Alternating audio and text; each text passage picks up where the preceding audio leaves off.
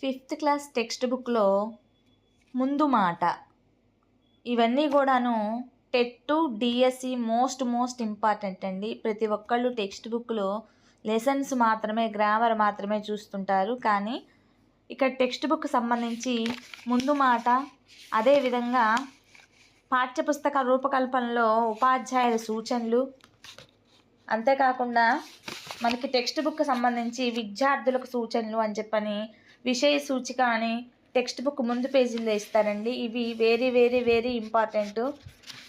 ప్రతి ఒక్కళ్ళు చదవవలసినటువంటి మ్యాటరు, ఆశించిన అభ్యసన ఫలితాలు ఇవి మొత్తం కూడా టెక్స్ట్ బుక్లో ముందు పేజీలో ఉండేటువంటివి, ఖచ్చితంగా నేర్చుకోవాల్సినటువంటివి. వీటి మీద చాలా రకాలైనటువంటి బిట్స్ వస్తాయండి. సో ఈరోజు ముందు మాట. భాష అంటే భావాత్మకమైనది, సృజనాత్మకమైనది, ఆలోచనాత్మకమైనది. నిర్బంధ ఉచిత విద్యా హక్కు చట్టం 2009 పిల్లలందరూ నాణ్యమైన విద్యను పొందే హక్కును కలిగి ఉన్నారని, వారి సర్వతోముఖాభివృద్ధికి పాఠ్య ప్రణాళిక తోడ్పడాలని చెప్పింది. అలాగే జాతీయ నూతన విద్యా విధానం NEP 2020 బాలలందరికీ అత్యున్నత ప్రమాణాలతో కూడిన విద్యను అందించాలని, సమాన విద్యా అవకాశాలను కల్పించడం ద్వారా సుస్థిరాభివృద్ధిని సాధించాలని, భారత సమాజాన్ని అద్భుతమైన జ్ఞాన సమాజంగా తీర్చిదిద్దాలని ఆకాంక్షిస్తుంది. వీటిని దృష్టిలో ఉంచుకొని నూతన పాఠ్యపుస్తక భాషా బోధనా లక్ష్యాలను నిర్దేశించుకోవడం జరిగింది.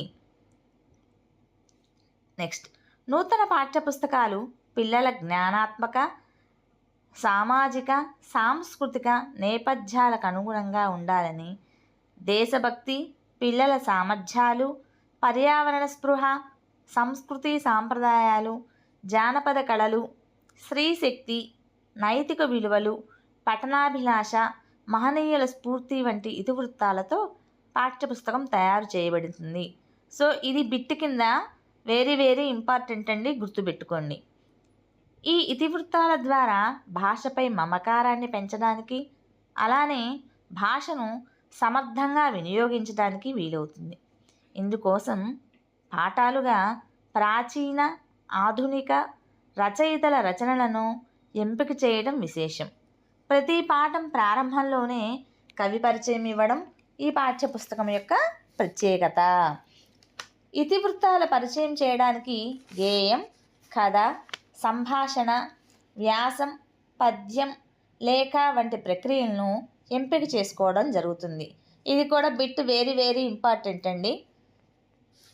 ఇతివృత్తాలు పరిచయం చేయడానికి గేయం, కథ, సంభాషణ, వ్యాసం, పద్యం, లేఖ వంటి ప్రక్రియలు ఎంపిక చేయడం జరుగుతుంది. ఇవి పిల్లల్లో భాష పట్ల ఆసక్తిని, ఉత్సుకతను, ఆలోచనలను పెంపొందించి భాషాభివృద్ధికి తోడ్పడతాయి. ప్రతి పాఠం పిల్లల్లో ఆసక్తిని రేకెత్తించేలా సన్నివేశ చిత్రాలతో ప్రారంభమవుతుంది. పాఠం చదవగానే అర్థాలు పిల్లలే స్వయంగా గ్రహించేలా పదాలు, అర్థాల పట్టిక ఇవ్వడం జరుగుతుంది. భాషాభ్యసనం ప్రధానంగా అవగాహనతో కూడినదిగా ఉండాలి. ఇందుకోసం ఇవి చేయండి శీర్షికతో అభ్యాసాలను పొందుపరిచాం. ఈ బిట్ కూడా చాలా ఇంపార్టెంట్ అండి. ఇది అండర్లైన్ చేసుకొని గుర్తుపెట్టుకొని చదువుకోండి. అలానే శీర్షికతో అభ్యాసాలను పొందుపరిచాం. ఇవి ఒకటి వినోదం, అలానే వినడం, ఆలోచించి మాట్లాడడం. మొదటిది వినడం, ఆలోచించి మాట్లాడడం. రెండవది చదవడం, వ్యక్తపరచడం. మూడవది పదజాలం, స్వీయ రచన, సృజనాత్మకత, ప్రశంస, భాషాంశాలు, ధారణ చేద్దాం, పద్యాలు. నెక్స్ట్ చదువుదాం, కథలు, వ్యాసాలు. ఇలాంటి శీర్షికలతో ఉన్నాయి.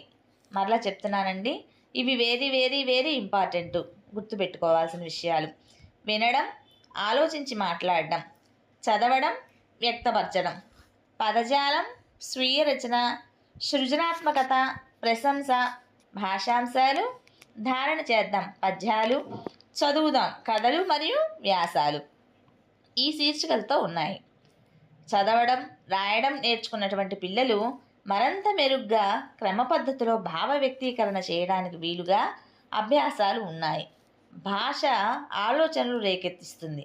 భాష అన్నది ఆలోచనలు రేకెత్తిస్తుంది. Underline this point. ఆలోచనలు సృజనాత్మకతకు దారితీస్తాయి. ఆలోచనలు సృజనాత్మకతకు దారితీస్తాయి. పిల్లలు ధారణాశక్తిని పెంపొందించడానికి ప్రతి పాఠం వెనుక ఒక పద్యాన్ని చేర్చాం. పఠనాభిలాషను, భావ ప్రసార నైపుణ్యాలను, భాషాభిమానాన్ని పెంపొందించడానికి ప్రాజెక్టు పనులు పొందుపరిచాం. భాషను సమర్థంగా నేర్చుకోవడానికి, భాషా సామర్థ్యాలను సాధించడానికి పాఠ్యపుస్తకం దోహదపడితే, నేర్చుకున్న అంశాలను పరిపుష్టం చేయడానికి ప్రప్రథమంగా సాధన పేరుతో అభ్యాసకులను రూపొందించి ఇవ్వడం జరుగుతుంది.